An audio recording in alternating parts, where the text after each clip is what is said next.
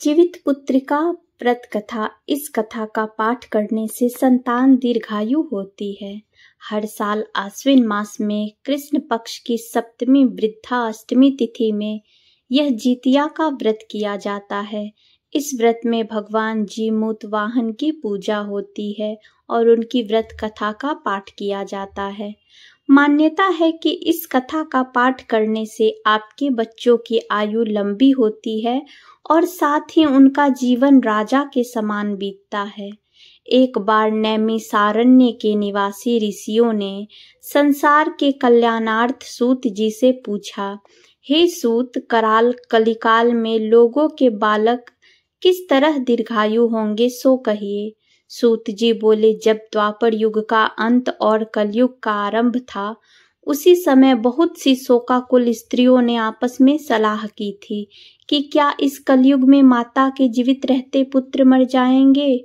जब वे आपस में कुछ निर्णय नहीं कर सकी, तब गौतम जी के पास पूछने के लिए गई। जब उनके पास पहुंची तो उस समय गौतम जी आनंद के साथ बैठे थे। उनके सामने जाकर उन्होंने मस्तक झुकाकर प्रणाम किया। तदंतर स्त्रियों ने पूछा, हे प्रभु, इस कलयुग में लोगों के पुत्र किस तरह जीवित रहेंगे? इसके लिए कोई व्रत या तप हो तो कृपा करके बताइए। इस तरह उनकी बात सुनकर गौतम जी बोले, आपस में वही बात कहूँगा जो मैंने पहले से सुन रखा है।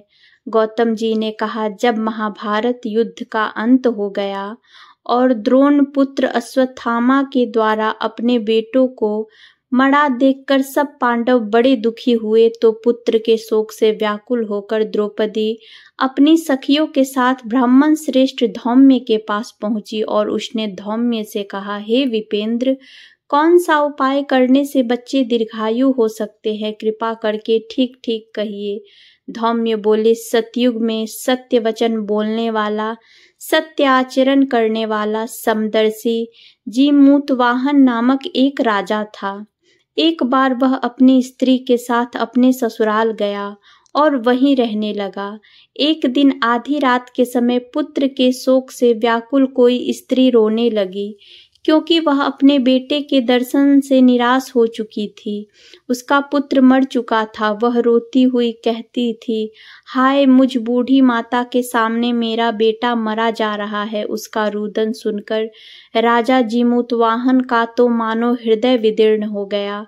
वह तत्काल उस स्त्री के पास गए और उससे पूछा, तुम्हारा बेटा कैसे मरा है? माता ने कहा, गरुड़ प्रतिदिन आकर गांव के लड़कों को खा जाता है। इस पर दयालु राजा ने कहा, माता, अब तुम रो मत, आनंद से बैठो, मैं तुम्हारे बच्चे को बचाने का यत्न करता हूँ।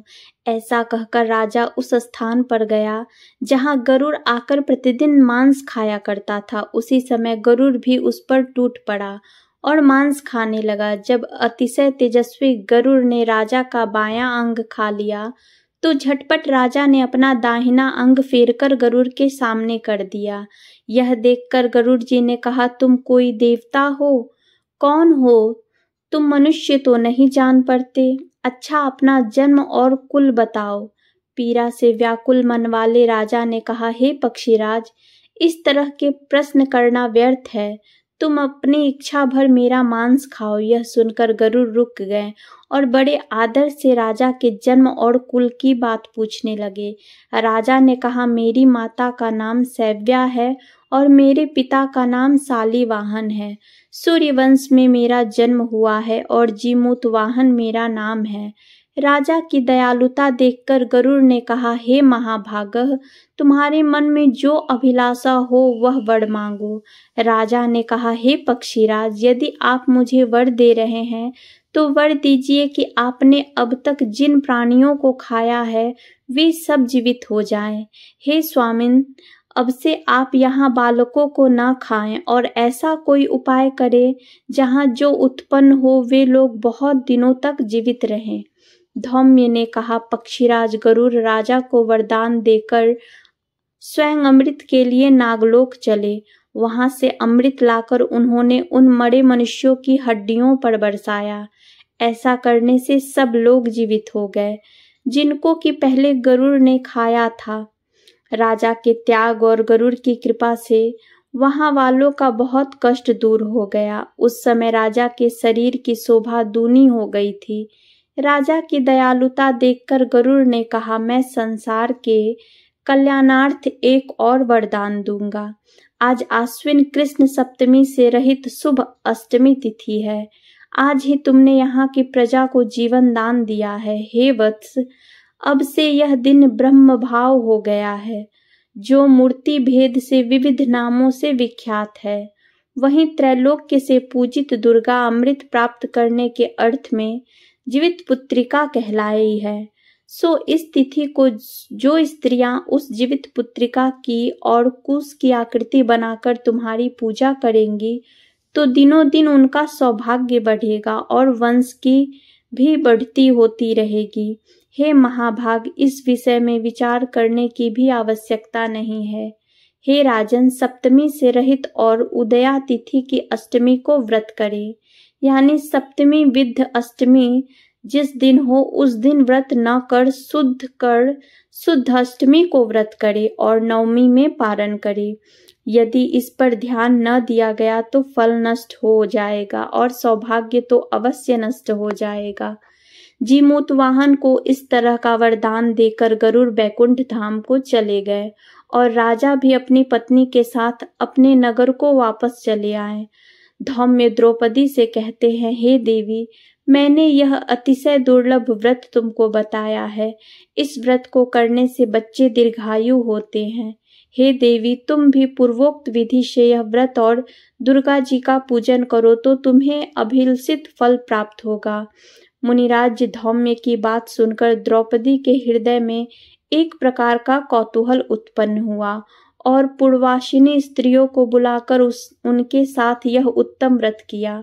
गौतम ने कहा, यह व्रत और इसके प्रभाव को किसी एक चिन्ह ने सुन लिया और अपनी सखी सियारिन को बतलाया। इसके बाद पीपल वृक्ष की शाखा पर बैठकर उस चिन्ह ने और उस वृक्ष के खोते में बैठकर सियारिन ने भी व्रत किया। फिर वही चिल्ही किसी उत्तम ब्राह्मण के मुख से यह व्रत कथा सुनाई और पीपल के खोते में बैठी हुई अपनी सखी को सुनाया। सियारिन ने आधी कथा सुनी थी, उसे भूख लग गई और वह उसी समय सबसे बड़े शमशान में पहुंची।